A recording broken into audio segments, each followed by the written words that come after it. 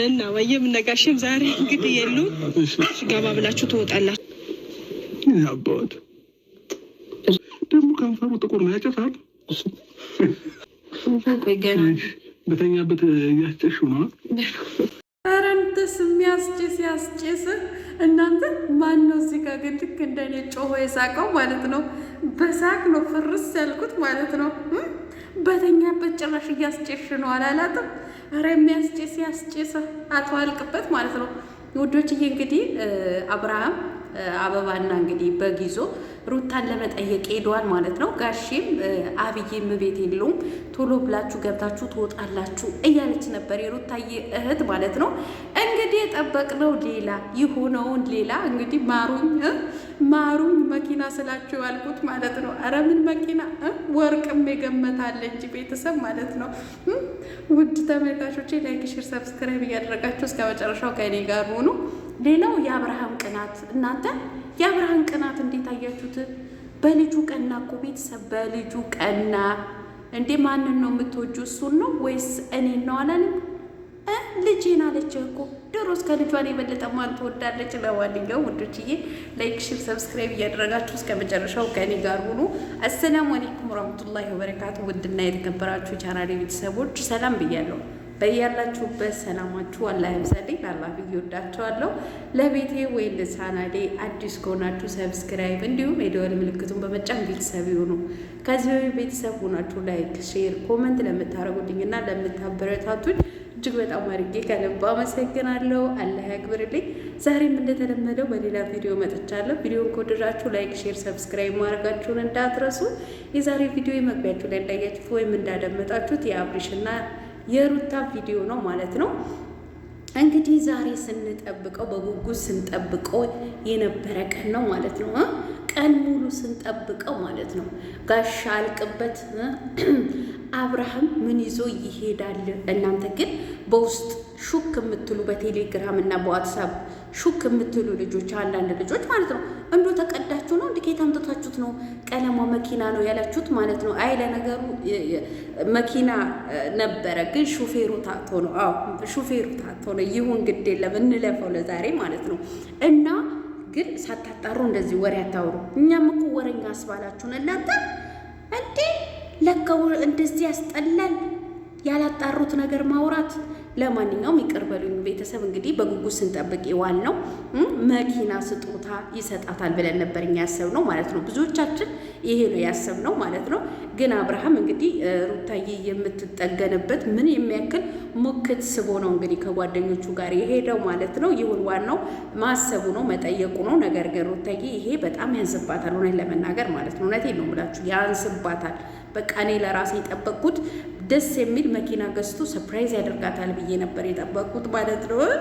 እኔ በውስጥም የተነገረኝ ይሄ ነበር። ቀለምዬ እንዳታስቢ መኪና ነው አብርሃም መኪና። እናንተ አንዳንዶቹ ደግሞ ኮመንት ማለት ነው እንዶ አላወጣሁትም እንጂ አንዷ አብርሃም እኮ ነው እንኳን አይደለም መኪና ሊገዛ ምን አይገዛም ነው ብላ ኮመንት የጻፈችው ማለት ነው። አንቺ ልክ ነበርሽ፣ እውነቴን ነው። እኔ ነኝ እንጂ እንዶ ዝም ብልስ ሰው ነግሮኛል ብዬ የተቀደድኩት ማለት ነው። እና ስለ ስጦታው ይቅርና ጋሻ ያልቅበት ንግግር ማለት እውነት ዛሬ ቪዲዮአቸው ጦሽ ብዬ እንባ በንባ ሆኜ ነው የጨረስኩት ማለት ነው። እና ቤቢዬ እንግዲህ ገና ደም ስለሆነ ሕፃን ልጅ ስለሆነ ማለት ነው አፉ ጠቁሯል። እና ለምንድነው አፉን የጠቆረው? ለምን ጠቁሯል አፉ? እና ያጭሳል ወይ አላለም? እንዶ የሚያስጭስ ነገር ያስጭስ ጋሻ ያልቅበት ማለት ነው። ጭራሽ እኮ ቤተሰብ በተኛበት ነው ወይ የምታስጭሹ እኮ ነው ያለው ማለት ነው። እውነት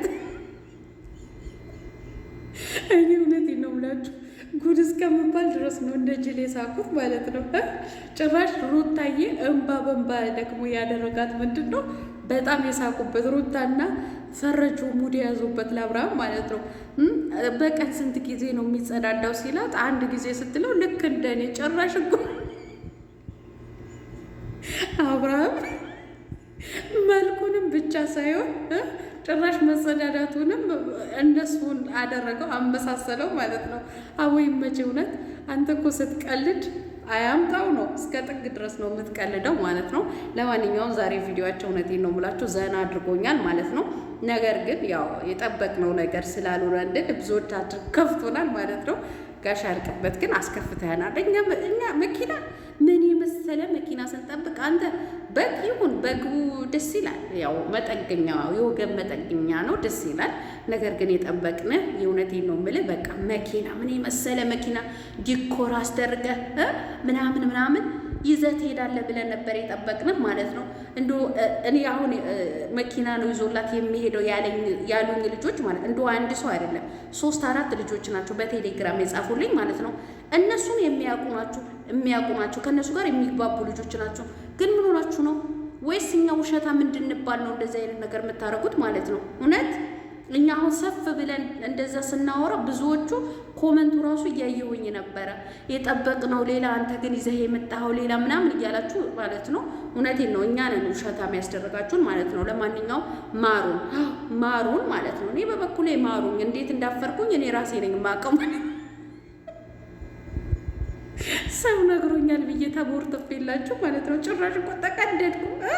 ምን የመሰለ መኪና ዲኮር አስደርጌ ታምኔል አደረኩት ማለት ለጠፍኩት። ብዙዎቹ እንግዲህ ለሩታ የሚሰጣት መኪና መስሏችሁ በጣም ተደስተው ነበር ማለት ነው።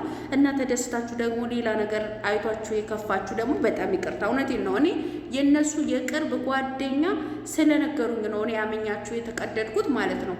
ነገር ግን ውሸት ሲሆን ደግሞ በጣም አፈርኩኝ ማለት ነው። አይጋሻሽብር እውነቴን ነው ብለን። ለማንኛውም ይመችህ፣ መጠየቅህ ራሱ ትልቅ ነገር ነው። እናም ደግሞ ግቢ እንደዛ እንትን ያለው ተናግረናል። ያው የቤተሰብ ትውውቅ ወይም ደግሞ ምንድን ነው መልስ ካልተጠራ አማች የሚስቱ እናት አባት ቤት አይገባም። ያው ከሩታዬ እናት 2 ጊዜ ነው 3 ጊዜ አይተነዋል። አዲስ አበባም እነሱ ለማስታረቅ ሄዳ ነበረ። በቀደምም ስትወልድ ሆስፒታል ላይ አብረው ነበሩ። ከሷ ያው በሰበብ አስባቡ ተገናኝተዋል ከሩታዬ እናት ማለት ነው። ነገር ግን ከሩታዬ አባት ግን አልተገናኙም።